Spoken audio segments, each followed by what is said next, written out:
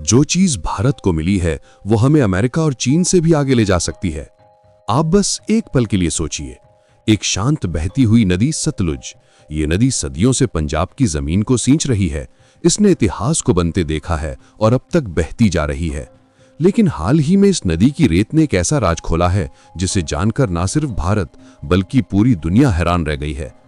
IIT Ropar के कुछ research करने वाले लोग एक साधारण मिट्टी की जांच के लिए सतलुज की रेत की जांच कर रहे थे, लेकिन तभी उन्हें कुछ ऐसा मिला जिसकी उन्होंने कभी कल्पना भी नहीं की थी। उन्हें मिला एक धातु, मेटल, एक ऐसा मेटल जो देखने में तो बहुत मामूली लगता है पर उसकी कीमत सोने से भी ज्यादा है। इस मेटल का नाम है टेंटलम। टेंटलम। अब सवाल ये उठता है कि आखिर ये टेंटलम क्या बला है और क्यों अमेरिका जैसे बड़े देशों की नींद उड़ गई है जब उन्हें पता चला कि भारत ने इसे खोज निकाला है। टेंटलम एक ऐसा नाम है जो शायद आपने पहले कभी नहीं सुना होगा, लेकिन आने वाले समय में यही नाम हर जगह खबरों में छाया रहेगा, क्योंकि ये कोई मामूली धातु नहीं है, यह है भविष्य की सबसे बड़ी जरूरत। इस मेटल की सबसे खास बात है इसकी शांति। ये ना तो जल्दी खिसता है, ना टूटता है और ना ही किसी केमिकल के साथ तेजी से मिलता है। चाहे कितना भी तेज तेजाब एसिड हो, बहुत ज्यादा रेडिएशन हो या 3000 डिग्री सेल्सियस तक की गर्मी हो, टेंटलम की बॉडी में कोई फर्क नहीं पड़ता, जैसे कोई योगी ध्यान में शांत होकर बैठ गया हो। डॉक्टरों की दुनिया में से एक ऐसा मेटल माना जाता है जो शरीर के साथ आसानी से मिल जाता है। यानी अगर इसे किसी इंसान के शरीर में लगाया जाए तो ना ये कोई इन्फेक्शन देता है, ना कोई एलर्जी करता है।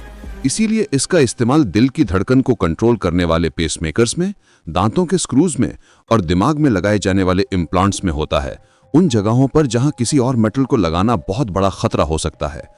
पर यह तो बस शुरुआत है। टेंटलम का इस्तेमाल इलेक्ट्रॉनिक्स की दुनिया में क्रांति, रेवोल्यूशन की तरह है। इसके बिना हाई क्वालिटी वाले कैपेसिटर्स बन ही नहीं सकते, और ये कैपेसिटर्स वो पुर्जे होते हैं जो आपके मोबाइल फोन, लैपटॉप और यहां तक कि अंतरिक्ष के जहाजों, स्पेसक्राफ्ट को चलाते हैं। एक छोटा सा उदाहरण देखिए, नासा के मंगल ग्रह पर भेजे गए रोवर्स में जो इलेक्ट्रॉनिक सर्किट हैं वो टेंटलम कैपेसिटर्स पर ही चलते हैं। क्यों? क्योंकि मंगल जैसे मुश्किल माहौल में एक छोटी सी चिंगारी या शॉर्ट सर्किट पूरे मिशन को खत्म कर सकता है। और वही खास मेटल अब भारत के पास है, अपनी ही नदी की रेत में। टेंटलम को फौज डिफेंस में भी शांत योद्धा कहा जाता है। इसका इस्तेमाल छिपकर हमला करने वाली टेक्नोलॉजी, स्टेल्थ, बख्तरबंद गाड़ियों की प्लेटिंग और यहाँ तक कि न्यूक्लियर रिएक्टर्स में भी होता है। जहाँ यूरेनियम का रिएक्शन होता है वहाँ टेंटलम उसे काबू करने में मदद करता है। आज पूरी दुनिया इसे भविष्य के लिए तैयार चीज मानती है और भारत को इसे कुदरत ने अपने हाथों से दे दिया है। जब IIT रोपर के वैज्ञानिकों ने सतलुज की रेत में ये खोज की तब शायद उन्हें भी अंदाजा नहीं था कि ये पूरी दुनिया के सामरिक संतुलन, स्ट्रेटेजिक इक्वेशन को हिला सकती है। टेंटलम एक ऐसा मेटल है जो इतने कम देशों के पास है कि दुनिया के सिर्फ 5% हिस्से को ही इसकी पूरी पैदावार तक पहुंच है, और अब भारत उस खास लिस्ट में शामिल हो गया है। जैसे ही इस खबर की पुष्टि हुई, पूरी दुनिया के रेयर अर्थ बाजारों ने तुरंत इस पर ध्यान दिया। बड़े बड़े एक्सपर्ट्स ने कहा, इंडिया ने इस खेल में एंट्री कर ली है। अब तक रेयर अर्थ की राजनीति सिर्फ चीन के इशारों पर चल रही थी। दुनिया के करीब 60% से ज्यादा खास मिनरल्स का उत्पादन सिर्फ चीन में होता है। जब चीन ने इनका निर्यात, एक्सपोर्ट रोकना शुरू किया तो अमेरिका और यूरोप को अपने हाथ पांव फूलते देर नहीं लगी। अब भारत के पास एक मौका है, सिर्फ बाजार का एक हिस्सा बनने का नहीं बल्कि उसकी दिशा तय करने का। भारत सरकार इस बात को लेकर बहुत अलर्ट हो चुकी है। अंदरूनी रिपोर्टों की माने तो इस मिनरल को खास रणनीतिक मिनरल भंडार के रूप में टैग किया जा सकता है।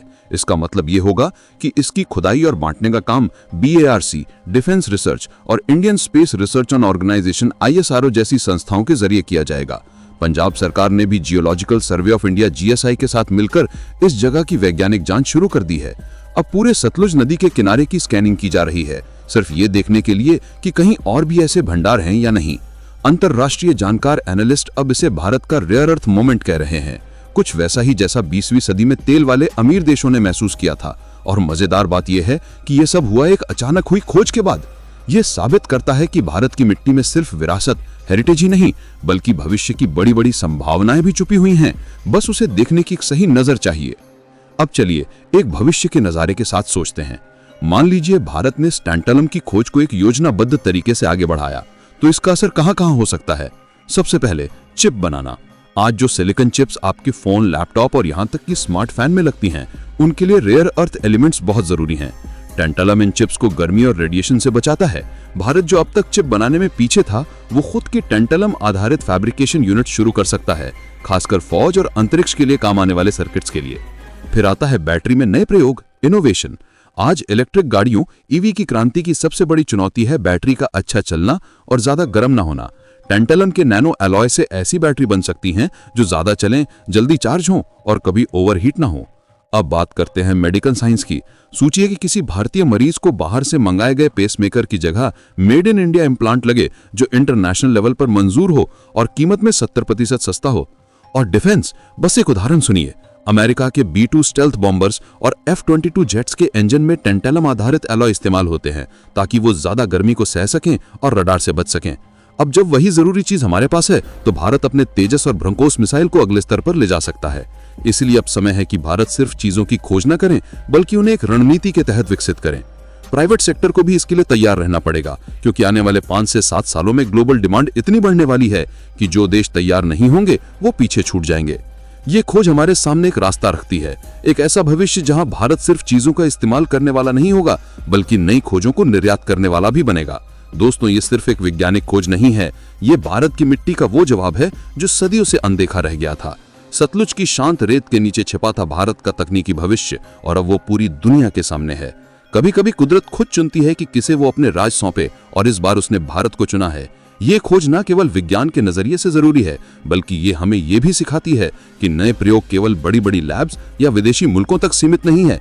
IIT रोपर जैसे संस्थान और भारतीय दिमाग ही वो ताकत है जो भारत को अगले लेवल पर ले जाने वाले हैं।